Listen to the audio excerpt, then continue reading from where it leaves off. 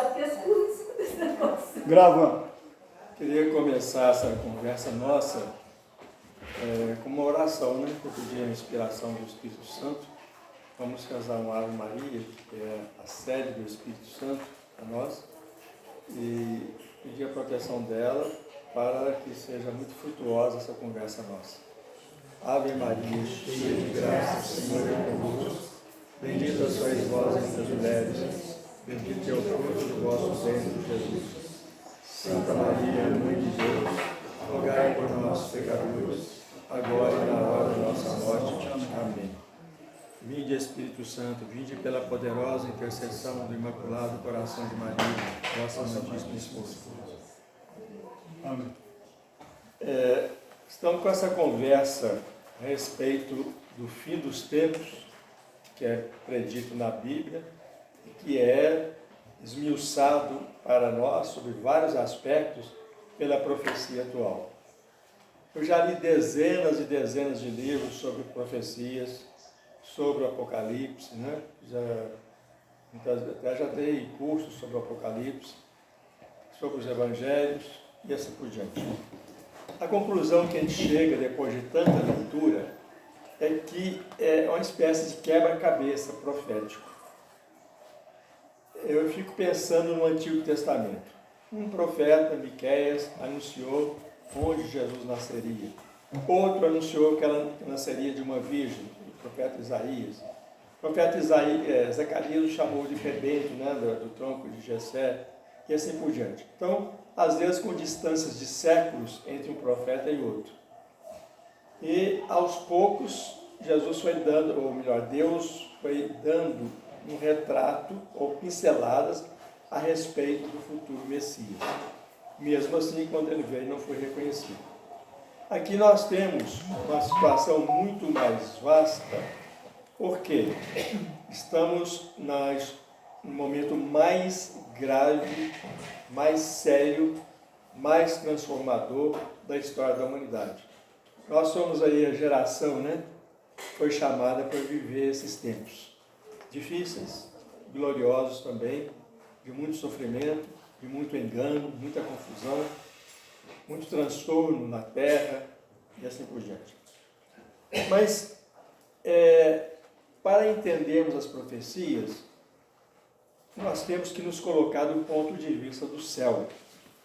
No dia a dia, a gente fica distraído, digamos assim, pelos acontecimentos materiais, políticos, econômicos, profissionais, no dia a dia.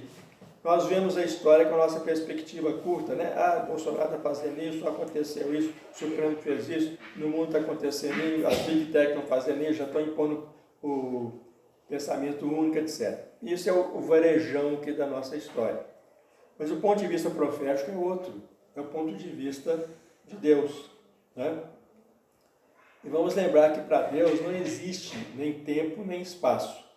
Quando o profeta é admitido a essa visão, digamos assim, de Deus sobre o mundo, sobre nós, sobre a história, quando ele recebe essa graça, ele também não consegue discernir com precisão como é que aquilo que ele vê vai se realizar no processo histórico. Por quê? Ele vê tudo sobre a espécie da eternidade, como falavam os antigos, né? Ele vê tudo sem tempo nem espaço. Então ele vê o acontecimento como Deus o vê, ele vê o acontecimento acima do tempo e do espaço. Então muitas vezes coisas semelhantes ficam juntas, embora entre elas vá mediar um espaço de dezenas, séculos até de distância. Vejam bem, quando Jesus viu e falou aos seus discípulos sobre o fim do mundo, ele falou simultaneamente sobre o fim de Jerusalém. Porque o fim de Jerusalém é um exemplo, é uma parábola, é uma figura do fim dos tempos. Então são circunstâncias análogas que ficaram reunidas numa visão só. Nós sabemos que entre a queda de Jerusalém e os nossos tempos hoje mediaram 2 milênios. Mas, digamos assim, a natureza da coisa é semelhante. A apostasia de Israel, a apostasia das nações, né? A morte de Cristo, a morte dos cristãos. Então são coisas para os cataclismos que aconteceram lá, os cataclismos que aconteceram agora. Então há coisa bastante semelhante, de modo que um é figura do outro, um é profecia do outro. Então Jesus pôde juntar as duas coisas naquele chamado discurso escatológico que está lá, sobretudo em Mateus 24 e nos outros evangelistas também, né? Então, mas situando-nos do ponto de vista de Deus, o que é aquele que importa decisivamente para ele? É que o Bolsonaro tenha sido eleito ou que o Trump perdeu? Não, não é isso. São vicissitudes históricas sujeitas a leis históricas específicas, etc. Há movimentos históricos, movimentos ideológicos e assim por diante. O que interessa para ele é o seguinte: o homem é meu filho, o ser humano é minha criatura.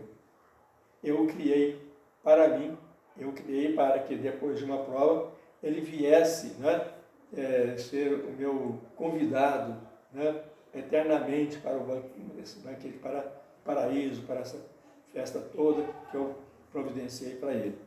Então o homem está se perdendo ou não? Essa é a grande questão para Deus. Os meus filhos estão se perdendo, estão sendo atraídos pelo diabo, estão sendo traídos pela sua natureza pecadora e enfraquecida ou não? Desse ponto de vista, nós poderíamos fazer o seguinte, que há na história humana 3 fiat. Vocês sabem que fiat é a palavra que significa faça-se, cumpra-se, né? Começou, no caso da nossa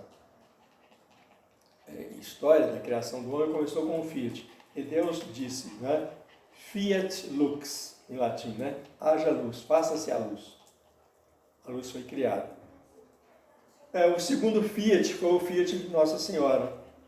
Fiat mi, segundo o verbo em latim. Fiat mi, faça-se em mim segundo a tua palavra. E o terceiro fiat é o terceiro fiat da era da santificação que vem agora. Porque nós temos, assim, respectivamente, a época em que dominou, digamos assim, a ação do Pai, embora a Trindade seja presente em todos os acontecimentos, mas em que dominou a ação do Pai. Na segunda fiat dominou a ação do Filho Redentor. E no terceiro fiat vai dominar o quê? O Espírito Santo. Quem recebeu a revelação desse terceiro fiat, e ela deu esse fiat a Deus, anunciando o reino da divina vontade, foi uma italiana chamada Luisa Picarretta. Ela que recebeu esse fiat, né, a missão de dar esse fiat a Deus para vir através da... Esse fiat que foi ensinado a ela deve ser repetido por toda a igreja para que venha a era do Espírito Santo. Concomitantemente, nós poderíamos dizer o seguinte, que correspondendo aos 3 fiat, há 3 idades do ponto de vista celeste, espiritual, do ponto de vista de Deus. As 3 idades são marcadas pela ação do Pai. Isso demorou cerca de 4.000 anos, desde a criação de Adão. Cerca de 4.000 anos. A ação do Filho, que durou, ou está durando, 2.000 anos, não é mesmo? Corresponde à redenção, Novo Testamento, e à Igreja, que é o prolongamento de Cristo no mundo, para pregar a doutrina do mundo a todas as nações. E a era do Espírito Santo, que vai durar 1.000 anos, segundo o Apocalipse, o reino milenar, 1.000 anos. Então nós temos 4, 2 e 1.000. Total, 7. E o 7º dia é o dia em que Deus repousou, segundo aquela simbologia do Gênesis, né? Deus repousou no 7º dia, descansou de suas obras. Então o 7º dia da história humana, a era do Espírito Santo, vai ser uma era de repouso da humanidade em Deus. Repouso. Depois de todas as lutas, todas as contradições, todos os conflitos, todos os ódios, tudo que aconteceu em nossa história de sangrento, né? E assim por diante, depois disso tudo, vem o repouso sabático. Novos céus e nova terra prometidos, em que a humanidade será outra, o cosmos será outro, etc. Depois de tudo que tiver acontecido nessa dolorosa passagem que vamos enfrentar. E correspondente a isso também, nós temos 3 purificações. 3 grandes purificações. Mais ou menos a cada 2.000 anos de história sagrada, a humanidade decai tanto que Deus tem que vir com uma purificação para renovar e recomeçar tudo de novo, né? A primeira foi 2000 anos, mais ou menos, depois da criação de Adão, nos termos bíblicos, né, nos dados bíblicos, e foi o dilúvio, foi uma purificação pela água. A segunda purificação se deu pelo sangue, a purificação espiritual, não física, né, uma purificação espiritual que aconteceu pelo derramamento do sangue de Cristo, o sangue redentor, o sangue da nova e eterna aliança. E a terceira purificação será, sobretudo, a purificação do fogo. Você se lembra daquela profecia de João Batista, o Espírito Jesus, né? Os batizará com o Espírito Santo e o fogo, com a água e o fogo. A água é símbolo do Espírito Santo também, né? E o fogo, esse fogo é um fogo de purificação que é exercido em nós pelos sacramentos, pela vida espiritual, mas de modo muito especial, essa purificação mundial se dará pelo fogo, de acordo com a Escritura, de acordo com, por exemplo, as epístolas de São Pedro, de acordo com São Paulo, e assim por diante. Então, nós teremos assim as chamadas 7 idades do mundo, tema que era muito caro aos primeiros padres da igreja. Eles falavam dos milênios, né? O 6º milênio é o milênio da humanidade, o milênio de que a humanidade é mais humana e menos divina, né? E vai terminar, então, nessa purificação pelo fogo, que, ao que parece, é bastante próximo. Bom, em que ponto nós estamos nessa história toda? Porque se nós falamos em fim dos tempos, nós estamos falando no fim de um processo histórico, né? Nós estamos nos situando nessa história sagrada. Jesus revelou para a mística italiana Maria Valtorta quais seriam as etapas, a partir do momento em que ela estava vivendo, das revelações que ela estava recebendo, quais seriam as etapas até o fim do mundo, não é fim dos tempos, fim do mundo. Então ele diz, o tempo que você está vivendo agora é o tempo dos precursores do anticristo. Jesus se referia de modo especial, por exemplo, aos grandes ídolos, né? Porque o anticristo vai ser o ídolo por excelência, mas aos grandes ídolos que dominavam a política, a economia e a guerra naquela época, né? Seja a raça, no caso do Hitler, mas seja o Estado. A época da Valtor. Pois é, a época dela é a época dos precursores do anticristo. Pois é, isso aí, essa revelação foi dada em 1943. 1943. Então, os deuses, né, a raça, o Hitler, o Estado, o Mussolini, a classe e o partido, no caso do Stalin, dos comunistas, e assim por diante. E isso provocou a Segunda Guerra Mundial. Porque também o período do anticristo vai ser um período de guerras tremendas, e assim por diante. Depois disso, depois dessa guerra, seguir-se-ia um período de trégua de guerra. Ele não fala de paz, ou se refere a uma falsa paz, porque não houve a conversão esperada da humanidade com esse castigo, não houve nada, né? E houve no máximo assim, um momentozinho de conscientização que logo depois foi perdido. E é interessante que Jesus falou com ela que esse período de trégua da guerra, de paz precária, digamos assim, seria a época anticrística, ou seja, a época em que os inimigos de Deus, os inimigos dele, iriam se fortalecer para tentar o ataque final à igreja e a Cristo. Isso é depois da Segunda Guerra?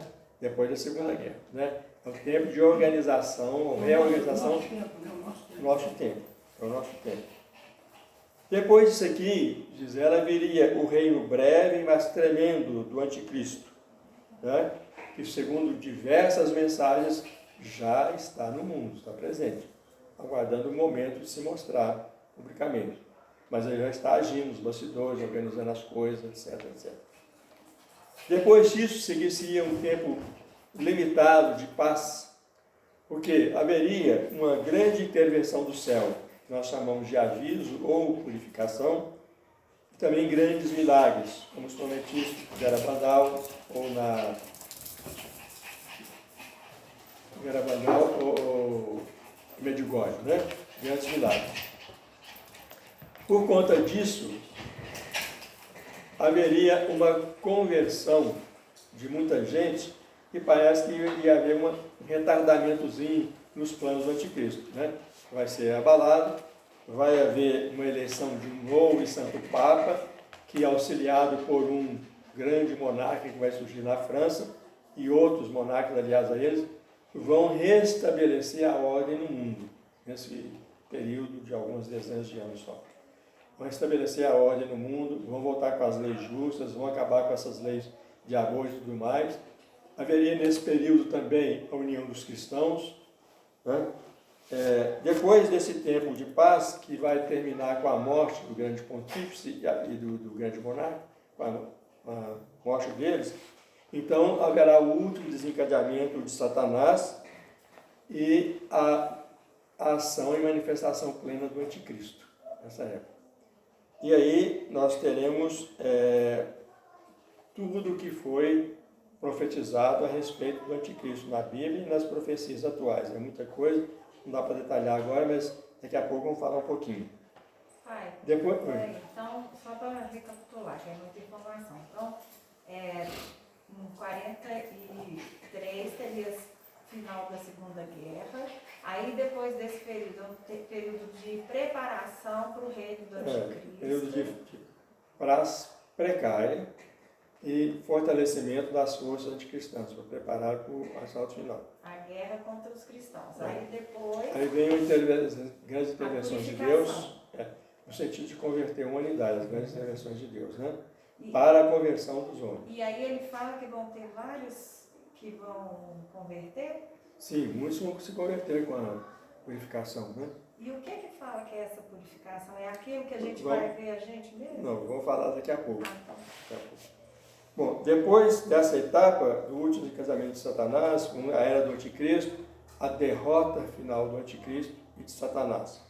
Depois, os 1000 anos de reino de Deus sobre a terra.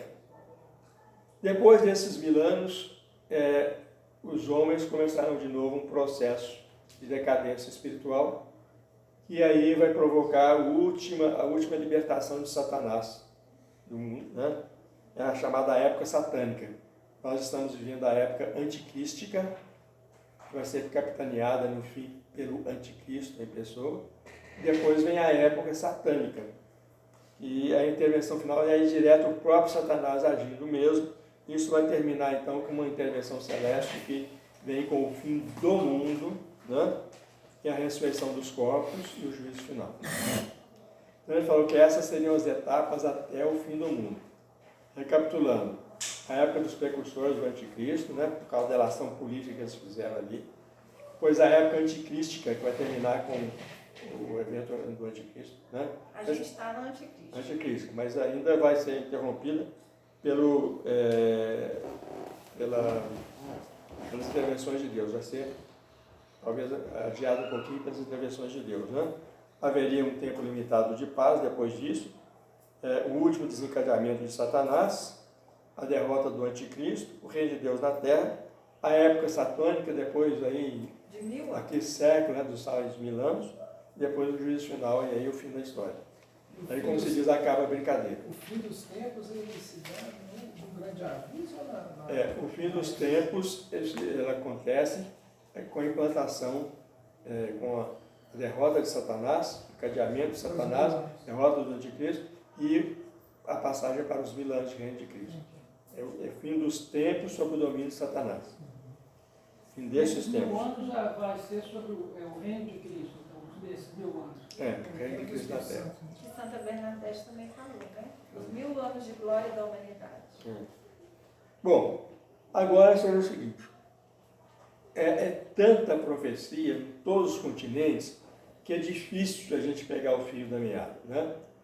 Eu acho o seguinte, que além de não permitir que o homem tenha assim um mapa, né, querendo fazer, agora está acontecendo assim, o próximo acontecimento vai ser esse, o próximo vai ser esse, o próximo vai ser esse, como se a gente tivesse um mapa. Essas coisas pertencem a Deus e não ao homem. Nós não queremos ficar nessa curiosidade de saber quanto vai durar essa etapa.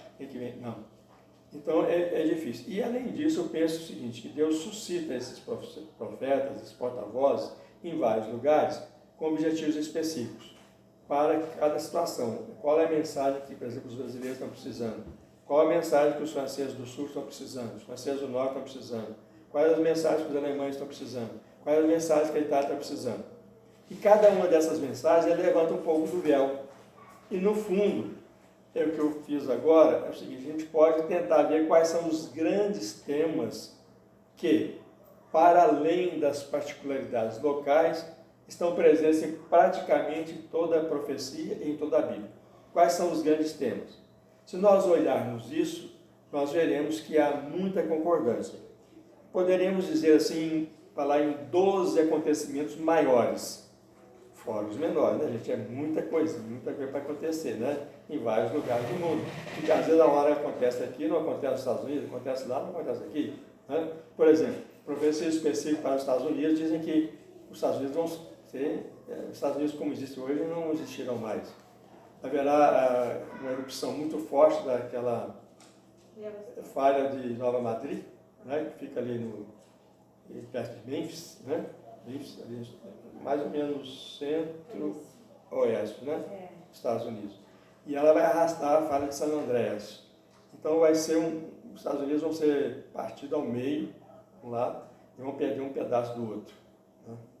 Estou dizendo só uma coisa. A profecia, por exemplo, que direcionada para a França, fala que traçando-se uma linha de Lille até Lyon, né?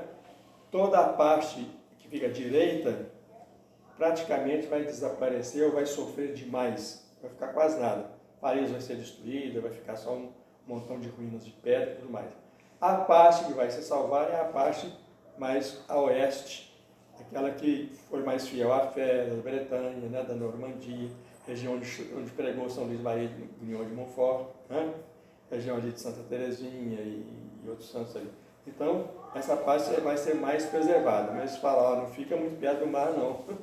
Fica pelo menos 50 quilômetros do mar.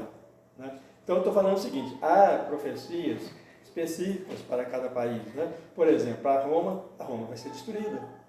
Né? Há uma profecia específica, vários santos, São Malaquias na profecia dos papas, Nossa Senhora de La Salette, e vários outros, né? Falam que Roma vai se tornar a sede do anticristo e vai ser destruída. Você vai queimar, Então, mas assim, são coisas específicas. Vamos, o que nós vamos ver agora, assim, os grandes temas. Primeira coisa.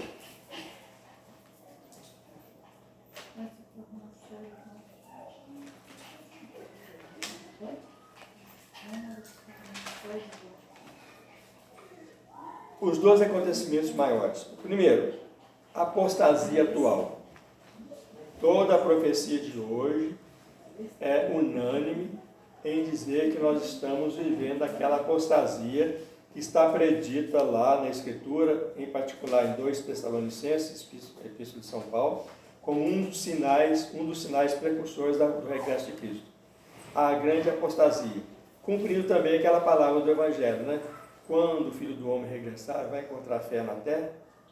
Porque essa apostasia atinge quem? Se é apostasia, afastamento da fé. Não é apostasia na China, na Índia, que não conheceram a fé cristã profundamente e geralmente, né? Generalizadamente, melhor falando. A apostasia das nações cristãs. É a apostasia dos Estados Unidos, é do Brasil, é da França, é da Itália, é da Alemanha, da Bélgica, etc, etc, etc. Os países cristãos. Você pode ver que com essa apostasia, os países cristãos estão na liderança de quase tudo que é ruim nesse mundo de hoje. Legislação anticristã, né? As causas LGBT, as causas do aborto, a causa, né? Tudo espicaçado pelos países que foram cristãos um dia. Deveriam ter, digamos assim, o seu DNA, os meios de resistir a isso. Né? Pai, só uma dúvida. A volta de Cristo, ela vai ser nesse momento de purificação para dar os 1000 anos, antes dos 1000 anos? É só no fim do mundo? Não, eu vou falar isso com você. Ah, tá. Você está antecipando as questões. Mas é preciso que, quando surge a dúvida, tem que ser esclarecida, né? No seu caso, eu falo, espera um pouquinho que eu vou falar. Senão, eu já esclareço na hora se eu souber esclarecer. Bom, Essa apostasia é na igreja e nas nações. Diz Nossa Senhora La Salete, os reis da terra terão um único desígnio, que é o de destruir a moral, a civilização cristã, os costumes cristãos, a vida cristã. O único desígnio deles vai ser esse. Você está vendo pelas políticas seguidas, né? Isso aí não precisa de, será que está cumprindo? Não, basta ver os olhos, ver os jornais, ver a televisão. Está se cumprindo diante dos nossos olhos. Isso foi profetizado em 1846. Né? Na igreja, as profecias nos falam que a igreja vai seguir o mesmo caminho de Cristo. Vai ficar como morta.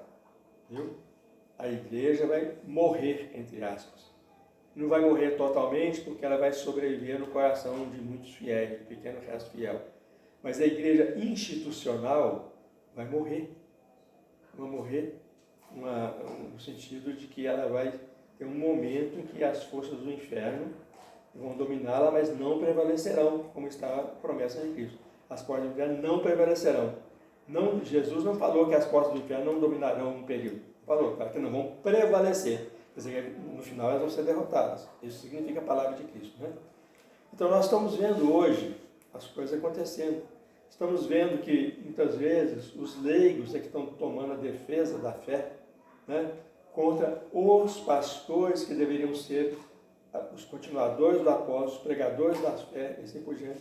Nós estamos vendo em nosso país, estamos vendo em outros países acontecendo isso, estamos vendo em nível mundial. Né? Por exemplo, quando nos manda obedecer à ONU,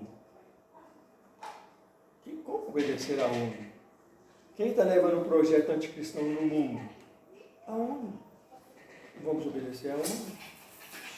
Isso aí é um tipo de coisa que está acontecendo na igreja e que vai ainda piorar ainda daqui para frente. Embora vai haver esse período, depois da intervenção de Deus, né, vai haver uma espécie de ressurreição da igreja, o evangelho pregado em todo mundo, etc., por um curto período. Né? É como se fosse a paixão da igreja, né? A paixão da igreja, mas a paixão verdadeira ocorrerá na época do anticristo. A pior delas, né, a mais definitiva, a época do anticristo. Como diz Jesus, como evidente, a igreja terá a sua sexta-feira santa. Né? Depois ela vai ressuscitar. Jesus morreu, né, entre aspas, na sexta-feira santa, mas depois ressuscitou. A gente já está até vendo isso, né? Porque você começa a ver que o inimigo entrou dentro da igreja mesmo. E às vezes você assusta com divisão dentro da igreja. Né? Um dos livros que eu li a respeito disso tem o título de O Anticristo está na minha igreja. É um francês chamado Boccabé, não sei o que é Boccabé. Diz que está na igreja. A Vassula fala isso. O que você falou, Boccabé? Boccabé é um desses confidentes, recebeu revelação. O título que ele deram, o Anticristo está na minha igreja. O Padre Gobi fala isso, né? A Vassula fala isso. Nossa Senhora fala isso na Salete, em outras mensagens, etc. A parte que não foi divulgada de Fátima fala isso. Uma coisa que está assim, impressionando todo mundo é a postura do Papa. Né? Está super dividida. Né? Muito ambígua, né? Muito ambígua. Bom, continuando aqui. Então, o primeiro grande evento que é comum a todas as profecias é esse da apostasia. Estamos vivendo a era da apostasia. E a era da apostasia é um dos sinais precursores do regresso de Cristo. Quando fala precursor, é o seguinte, está se aproximando do regresso, não significa que vai ser hoje ou amanhã, né? É uma das etapas precursoras disso aí. Outra coisa importante, comum às profecias, é dessa intervenção de Deus. Deus vai intervir de uma forma forte, como nunca aconteceu até hoje, nem antes, nem depois de Cristo, em relação a nós. É esse chamado aviso ou purificação. Bom, esse aviso envolve uma série de coisas. Em primeiro lugar, vai haver, segundo as vidências de Garabandal e outros também, não só elas, e outros também, vai haver um grande fenômeno no céu. Esse fenômeno vai ser produzido por um choque de dois corpos celestes, próximo à Terra. Jesus fala sempre, meu Pai é que não permitirá, eles iriam para a Terra, meu Pai é que não permitirá que eles atinjam a Terra, porque senão seria uma destruição quase total. Né? mas vai acontecer que eles vão se chocar na atmosfera, né? Próxima à Terra. Eles vão se chocar ali e isso vai causar uma série de cataclismos. A Terra vai sair do seu eixo, né? O choque vai formar uma cruz gloriosa no céu, cumprindo a mensagem da profecia do Evangelho e a profecia de vários outros profetas de hoje, confidentes de hoje. Então, é esse choque de dois corpos celestes que vai afetar muito a parte eletromagnética da Terra, vai provocar muitos vulcões, muita desestabilização da Terra, vai provocar também uma queimadura muito grande de plantas, né? Muitas plantas serão queimadas e assim por diante. Então, isso a parte física que vai ser concomitante ao aviso. Quando essas coisas começarem a acontecer, isso vão ser sinais de que nós vamos ter a parte principal do aviso, que é o seguinte: é como se nós fôssemos levados ao céu, né, ou a um juízo particular, e ali nós nos veremos como Deus nos vê. Como Deus nos vê. Aí a situação vai ser diferenciada de acordo com cada pessoa, né? Alguns são santos, eles vão ter um momento de grande alegria e gratidão, embora vão ter muita dor pelos pecados que sempre cometem, mesmo que sejam pequenas falhas, pequenos pecados veniais. Outros estarão em pecado bem sério, bem grave, bem afastado de Deus. Esses serão realmente abalados. E, infelizmente, alguns estarão tão irredutivelmente opostos a Deus, pelo que eles construíram, digamos assim, na sua biografia pessoal até agora, que eles não se converterão. Não passarão pela primeira fase, pela segunda fase, que é mais intensa, visando a conversão, passarão pela terceira fase, que será terrível, né? Eles vão se, como diz o Apocalipse, vão se arrastar no chão, né? Como se fossem vermes e tudo, eles não se dobrarão. Mas você pode não está claro se é esse talvez em concreto aí. Se é no fim do tempo ou no fim do mundo, né? Não, essa é a primeira intervenção agora, é a purificação, fim dos tempos. Esse é o fim dos tempos. Ainda é parte do fim do processo, fim dos tempos. Então, esse aviso será visto primeiro no ar, no céu, em todo mundo. Depois será transmitido, por assim dizer, ao interior da alma. Será, isso eu estou reproduzindo aqui o que a Conchita e a Maria Loli, lá de Carabandal, falaram, né? Será como se duas estrelas se chocassem. Um barulho ensurdecedor. Ensurdecedor, né? Vassoura fala um estrondo do trovão. A Sulema, que é especialista na purificação, fala, né, que é um estrondo inacreditável que vai acontecer, né? Isso aí e tudo mais. Ao mesmo tempo, tudo vai parar. Tudo vai parar. Até os aviões no ar vão parar nesse momento do aviso. Aí virá essa iluminação das consciências, que é outro nome para o aviso ou purificação, né? Essa iluminação das consciências. Nós nos veremos como a gente vê em Deus, né? E essa iluminação das consciências já aconteceu com várias pessoas, né? Aconteceu com a Vassoura, por exemplo. Aconteceu com aquela Ana Maria... esqueci o sobrenome dela agora, que era uruguaia que morreu há pouco tempo, que é da verdadeira. Ela também contou para nós como é que foi o processo dela, né? O sofrimento que foi, ao ver quanto que ela ofendia a Deus, às vezes até sem ter noção da gravidade daquilo que ela fazia e que desagradava a Deus e assim por diante. Será de curta duração, né? Mas ela será sentida, digamos assim, num tempo psicológico particular. Né? Para alguns será rapidíssimo, para outros é para ser mais demorada, porque o processo em que eles estão está mais complicado, o envolvimento com o pecado é maior, né? O sofrimento vai ser maior, então vai parecer, assim como nós temos a sensação diferente, percepção diferente do tempo, quando você está esperando uma coisa, né, parece que o tempo nunca chega, nossa, está demorando demais, quando você está distraído, parece que passou depressa, quando você está ocupado, parece que passou depressa. Então essas diferenças psicológicas estarão presentes também no momento dessa purificação. Ela não nos causará dano físico, muitos, porém, vão morrer de susto e de emoção. Ela fala, morrer de susto e de emoção quando isso acontecer. O que vai acontecer nesse momento? Nós vamos ter uma espécie de filme de nossa vida, né? veremos toda a nossa vida com os olhos de Deus. O que nós fizemos de bem, de mal, ou de mais ou menos, né? A vida inteira. Tudo. É como se nós estivéssemos enfrentando um juízo particular depois da morte. Só que em vida. Né? Vai ser uma grande graça e objetivo que Deus usa isso, que vai causar muito sofrimento para quem estiver em oposição a Ele. Mas o objetivo qual que é? É converter, é mostrar que Ele existe. É mostrar que as coisas que nós fazemos não são indiferentes a Ele. Mostrar que Ele está nos acompanhando.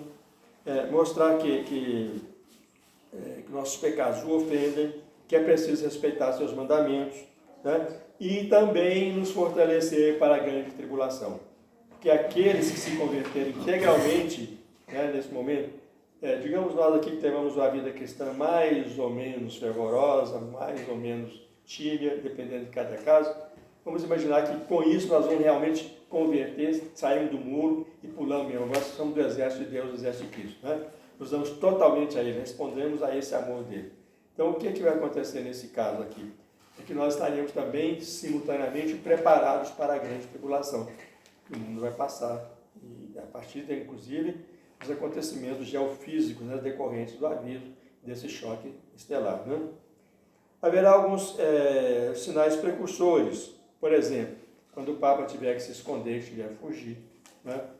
A Conchita fala que ele vai à Rússia e não vai mais conseguir voltar, né? Vai ter que se esconder lá na Rússia. Vai ser um momento de grande instabilidade mundial, né? Um grande caos mundial. Para o Papa fugir e ter que se esconder, vocês vejam, né? Além disso, esse Boccabelli, ele fala essa fuga do Papa. Ele diz que a expressão que Jesus usou para ele é o seguinte: quando o Papa permitido para os vossos tempos, né, estiver reinando, ele vai ser obrigado a se esconder. Depois Nossa Senhora falou o seguinte: esse Papa permitido para os vossos tempos será obrigado a se esconder.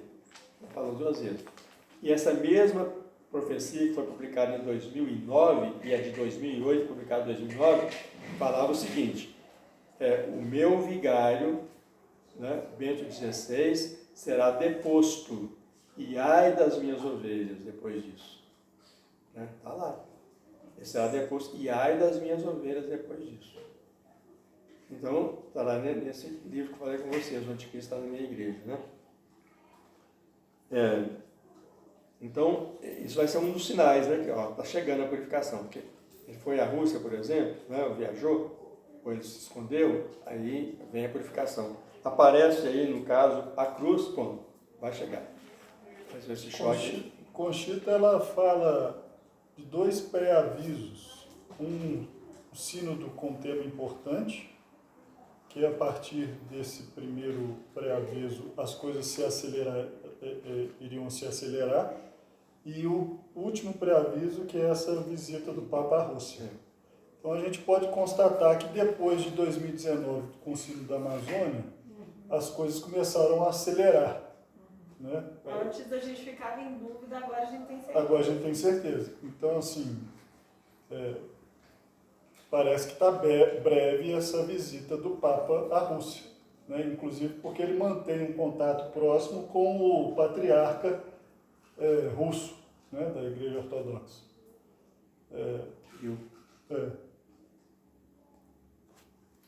Bom, outro tema comum às profecias é da renovação da igreja.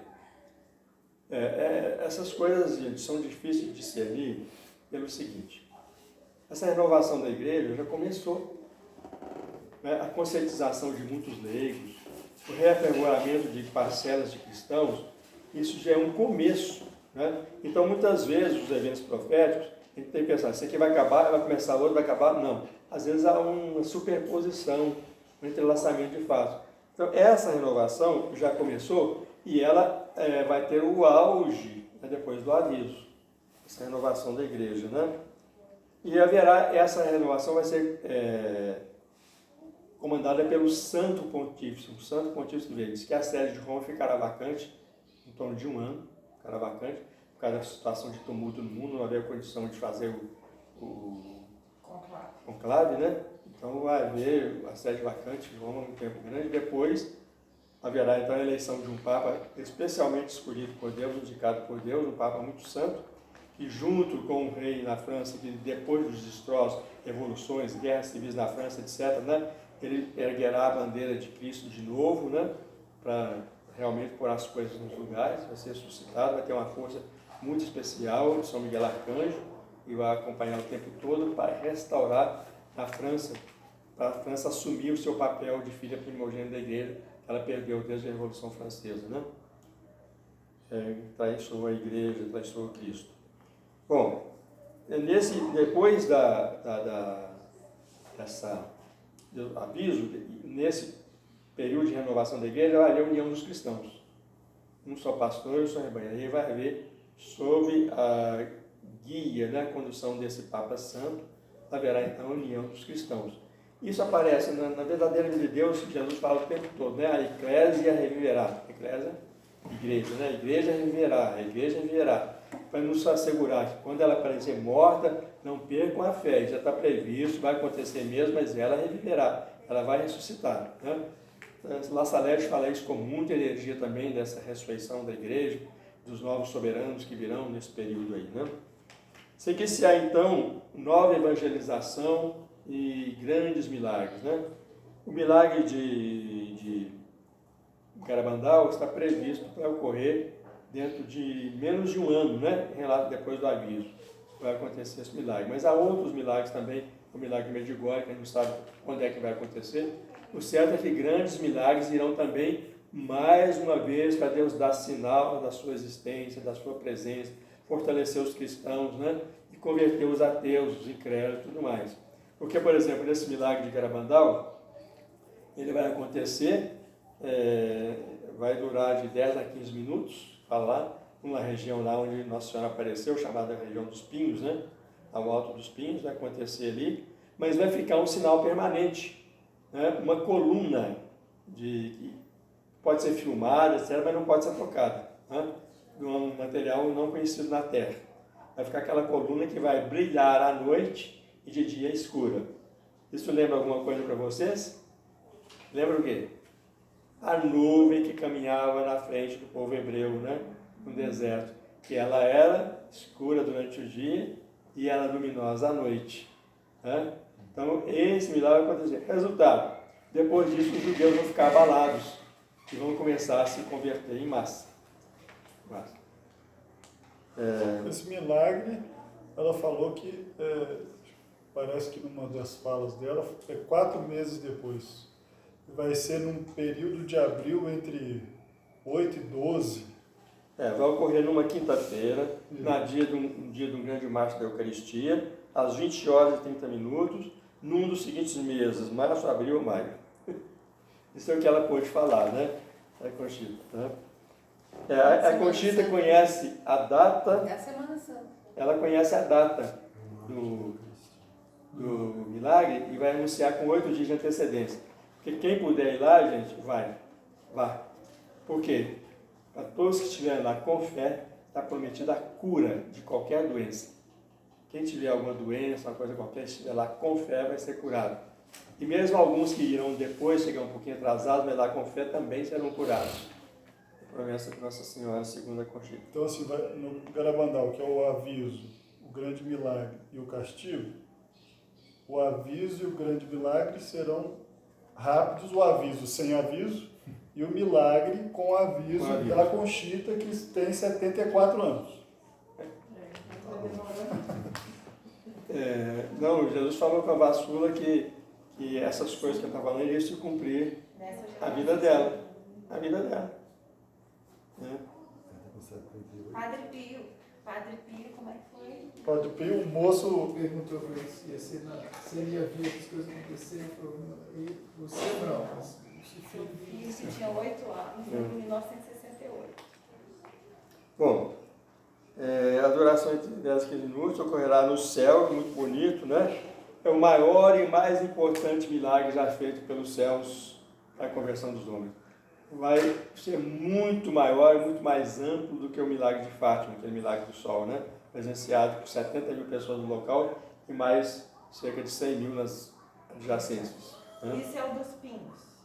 Esse é o milagre de Garabandal. Uma curiosidade é que essa altura dos pinos é a mesma altura da crucifixão de Jesus. No Monte Calvário. Exatamente a mesma altura. Ocorrerá em Garabandal. Poderá ser fotografado e filmado, todos os doentes presentes, então, serão curados. Né? Bom, haverá a conversão de todos os incrédulos presentes. A coisa será tão forte que as pessoas... Como aconteceu no milagre de Fátima, né? Muito maçom foi lá para gozar, muitos jornalistas foram lá para gozar e acabaram se convertendo. Porque, bom, isso aí realmente foi anunciado com antecedência e aconteceu do jeito que foi anunciado. E, segundo Conchita, a Rússia se converterá depois desse milagre, depois do grande milagre. Não fala assim que vai ser imediatamente depois, mas como consequência do grande milagre, né, a Rússia se converterá. Como falamos, deixará um sinal permanente no local. Depois haverá o grande monarca francês, que será coroado pelo Papa. Detalhe, o Papa talvez seja eleito na França, como já aconteceu antes, e não em Roma. E não em Roma por causa da situação mundial, né? Então ele ficará um tempo na França antes de poder voltar para Roma, esse Papa Santo. Bom, a outra etapa que também... eu estou falando do grande monarca, não sei se vocês conheciam essas profecias, porque elas são dadas muito na França, né? A França é o país que tem mais recebido a aparição de Nossa Senhora e profecias, profetas e porta-vozes. Por quê? Porque foi ali que começou a Revolução Francesa, maçônica, foi ali que se desencadeou no mundo todo isso aqui, né? A Revolução Comunista, de certa forma, é decorrência da Revolução Francesa, né? Tudo que nós vemos acontecer no mundo é decorrência da Revolução Francesa, os seus princípios e tudo mais, né? E é considerada a filha primogênita. E foi uma traição na igreja, porque foi a primeira nação a ser batizada através do seu rei, inclusive, né? E Clovis. Bom, depois disso, como com tanto esforço do céu, ainda irá acontecer um endurecimento radical e total de muitos corações, de muitas pessoas. Então Deus permitirá que aconteça aquilo que está previsto lá em São Paulo. Já que vocês não quiseram acreditar na verdade, será dado a vocês o poder da mentira, para vocês acreditarem nela e se perderem. Não querem a verdade? Então terão a mentira. Vocês vão acreditar na mentira, tomar a mentira como verdade, e com isso vocês se vão perder. Porque rejeitaram tudo. Porque, vejam bem, está bem claro nas profecias que quem rejeitar a conversão no momento da purificação ou iluminação das consciências estará pecando contra o Espírito Santo. E é um pecado que não tem perdão. Não tem perdão. O pecado é negar a verdade conhecida como tal, vista como tal. Esse precursores desse pecado contra o Espírito Santo, nós estamos vendo no mundo de hoje constantemente. Você sabe que existe uma verdade, e você vê um punhado de narrativa para desconstruir a verdade, para enganar contra a verdade, para negar a verdade, né? Cheio de narrativas aí, na mídia, etc, etc. Uma coisa que é verdadeira, né? Você negar a verdade conhecida como tal, mesmo na política, na circulação, é pecado contra o Espírito Santo.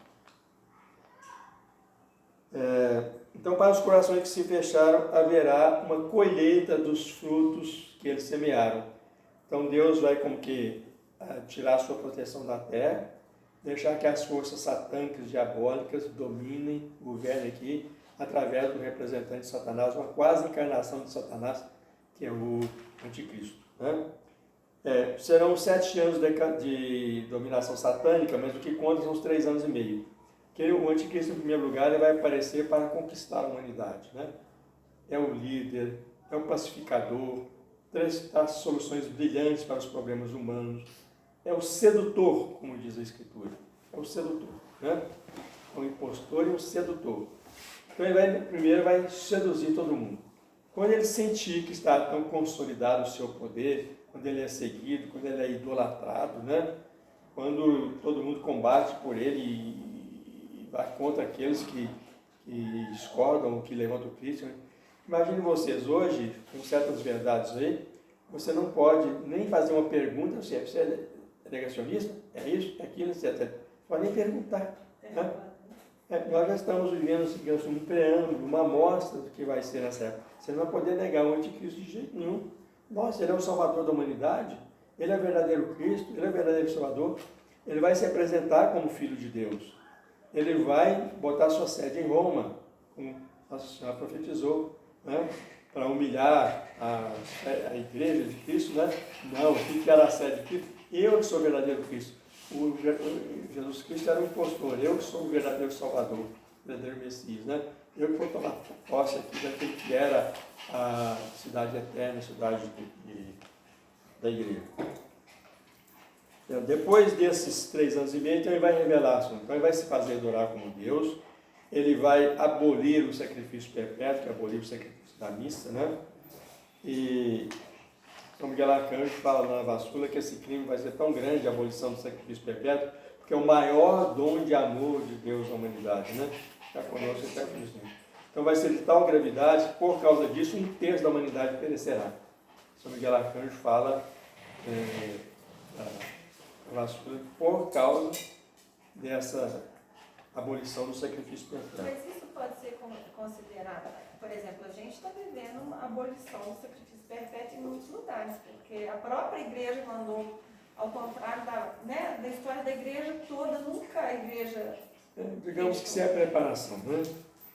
Há uma agenda que está sendo executada e há passos, há preparações para isso. Mas aqui é a abolição, a proibição pura e simples. Não pode nem abrir igreja, celebrar missa, nem nada. Proibição pura e simples. Mas uma observação aí. Essa parte já não estará com o falso profeta na cadeira de Pedro? Não. Porque vai ser o anticristo e o falso profeta, que é um papa eleito falsamente, né? Um falso papa. E, pelo que eu tinha estudado, vai coincidir com essa sede vacante, essa ausência do papa verdadeiro, que não vai ter conseguido voltar para Roma. E parece que nesse período eles vão levantar esse falso papa para assumir o trono de Pedro. E ele vai guiar a igreja rumo a essa igreja universal que eles tanto falam na ONU e em outros lugares, que é uma igreja que assume todas as crenças religiosas. Não é mais ou menos isso, não? Olha, não está coincidindo. Não, surge o problema de se conciliar as profecias, né? Que não sempre é fácil. E pela lógica, que é lógica humana, não lógica divina aqui, isso iria se dar no reinado do anticristo mesmo, né? Os dois juntos. O falso profeta com o anticristo, os dois juntos. Inclusive fala que o Apocalipse fala que o falso profeta, ele é falso porque ele é o profeta do anticristo. Né? Ele vai levar a terra toda a adorar, a seguir o anticristo. Ele que vai fazer o culto religioso, né, entre aspas, a favor do anticristo, do anticristo. Então, ele fala, tem aparência de cordeiro, mas fala como dragão, como fala no Apocalipse. Né? O discurso dele é o discurso do anticristo, embora a aparência seja de cordeiro. Agora, se vai ser nesse momento ou não, nesse apanhado aqui, eu estou tentando encaixar todas as profecias que falam do grande monarca e do grande papa. Né? Onde encaixar isso? Só pode ser nessa brecha que vem entre o aviso, né, e depois o registro. Só pode ser aí. Ou pode ser simultâneo. A igreja verdadeira, mesmo que desconstruída, vai eleger esse verdadeiro papa. E aí vai ter a profecia dos dois papas, o falso e o verdadeiro. Pode, por quê? A profecia fala que antes desse Papa ser eleito, a sede estará vacante, esse Papa Santo ser eleito. Além disso, antes disso, fala que haverá uma reorganização mundial sob a liderança desse rei de França, que pertence, por sinal, à dinastia real da França de verdade, que foi preservada, e Deus sabe como, né? Então, onde encaixar isso? Se ele vai fazer uma reorganização política, vai ser seguido por vários soberanos, onde encaixar isso? O problema é aí que nós falamos, né? Porque vai cabeça profética. Você tem a profecia, Mas se você tenta organizar aquilo numa sequência plausível, né? Eu estou falando aqui desde o início, é plausível, mas não é matematicamente certo, só Deus sabe. Bom, o impostor virá após a morte do grande monarca, porque o impostor também é político, né? Ele o impostor é o anticristo. Ele é político, ele dominar o mundo politicamente, e se esse grande monarca estiver aí, ele não vai ter condição. Vai aproveitar um período caótico, uma terrível situação mundial, com fome, caos financeiro, etc. Esse dirá filho de Deus, vai promulgar leis para favorecer todo mundo, nada é pecado, tudo que é considerado pecado não vai ser pecado, vai ser bom, vai ser tudo. Eleger uma religião da porta aberta, pode estar todo mundo pertencer. A única condição é cultuar o anticristo, né, seguir a cabeça dele, as leis dele, assim por diante. Vai estabelecer uma única religião e um pensamento único. Já estávamos vendo que isso está já, né? Todos os canais, digamos, conservadores estão sendo silenciados aos poucos, né? Já é a força do anticristo agindo em bastidores, né? E vai estabelecer uma única religião, né? Uma única religião.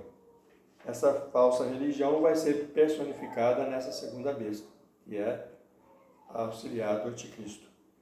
O anticristo se instalará em Roma, o trono de São Pedro será usurpado, né? Ele se fará adorar, a igreja se tornará uma prostituta, aquela prostituta que fala no Apocalipse, na grande meretriz, porque é a igreja que traiu a Cristo, né? Nós já estamos vendo hoje em algumas campanhas, algumas coisas qualquer, uma traição a Cristo, né? Traição. Já estamos vendo isso, né? Já está acontecendo. Não chegou ao auge, mas você já está vendo ensaios. Os católicos têm o direito de decidir, tem quantos que a gente pode. Não, mesmo Campanha da desobediência formal a leis da igreja, né? Cânones, né? Do jeito canônico. Nós vemos essa campanha da fraternidade, né? Escrita por um abortista, adepto à teoria de gênero, pregador da teoria de gênero, etc. Né? Felipe Neri descobriu um artigo dela e publicou, vocês estão vendo, né? Cabeça. E essa cabeça que está aí nas nossas igrejas escrevendo texto para nós católicos. Bom, se isso não é uma prostituição da fé, o que é? Porque o que a Bíblia chama de prostituição no sentido espiritual? É o abandono do Deus único, o abandono da verdade, para você seguir ídolos. Né? Isso é a prostituição. Atenção, uma atenção como esse adversário anticristo vai agir com todo o poder de Satanás, convencer as pessoas, fará prodígios, fará falsos milagres. Ele utilizar o grande meio de divulgação dele vai ser a mídia. Então há uma revelação aqui que nos alerta para não ligarmos nem celulares, nem televisores, nem computadores para vê-lo, para ver, porque é possível. Porque uma das coisas que o Apocalipse fala é que as imagens dele vão se tornar animadas pelo poder de Satanás, né? Então, se você tem, por exemplo, uma imagem no computador, pode acontecer que ela se alinhe ali e seduza a gente, pegue a gente. O poder de sedução é muito forte. Jesus fala, só aqueles que estiverem muito enraizados na fé e no amor é que conseguirão resistir aos encantos, entre aspas, do anticristo, né? E haverá também nesse período uma seca universal. Mas Deus dá proteção aos seus. A primeira coisa que ele vai fazer, seca universal. A primeira coisa que Deus vai fazer é o seguinte: para confrontar o anticristo, mostrar as falsidades dele, ele vai nos enviar os prometidos grandes profetas da antiguidade, né? Enoque e Elias, as chamadas duas testemunhas, né? Vão desmascarar o anticristo, vão também fazer milagres e tudo mais. Não poderão ser vencidos, a não ser quando Deus considerar que a missão deles está completa. Aí vai permitir a morte deles, mas eles vão ressuscitar no terceiro dia, né? A Bíblia fala que todo mundo verá, né? E o pessoal aqui fica lá, mas como é que todo mundo vai ver aquilo? Vai ver os cadáveres dele? Como é que estão voltando em Jerusalém? Não tem gente de viajar todo mundo para Jerusalém? Como é que é? E a Bíblia é temporal, né? Está prevendo que Hoje nós podemos ver isso. Nós temos a televisão, temos as fotos na televisão, né? Internet, temos tudo. Hoje nós podemos ver. Então isso vai ser filmado para todo mundo, da morte, né? O anticristo vitorioso contra aqueles que incomodavam a gente com essas chatices, esses fundamentalismos, essas coisas qualquer, né? Esse negócio de pecado, isso não existe mais. Então todo mundo lá. De repente, eles vão ressuscitar e vão subir gloriosamente ao céu. E nesse momento, que será um momento de glória, o anticristo ali, que o anticristo vai querer subir ao céu, né? Levado pelos seus anjos, né? Demônios e tudo mais, aí vem a intervenção de São Miguel que o destrói. E quando o céu chega, os demônios luminosos que estavam levando o anticristo, quem narra isso é Santa, aquela de La Salete, Melânia, né? Quando isso acontecer, então os demônios vão perder a sua força, vão se tornar escuros e monstruosos, e o anticristo e esses demônios todos, e todas as primeiras fileiras que estavam ali para assistir à glória do anticristo, né? As grandes autoridades mundiais, potências, econômicas, etc. Todo mundo enfiar num buraco, vai todo mundo ser sepultado, né? No inferno, diretamente no inferno, copial. Isso o Apocalipse fala na ressurreição das duas testemunhas. Esse detalhe é dado pela Salete. Peraí, essa ressurreição então coincide com o início dos as 3 noites, 3 dias de escuridão. Aí segue-se o castigo, né? O castigo é a última etapa aqui, que aí vai aplicar a destruição de toda a maldade do mundo, né? Bom, qual a proteção que Deus vai dar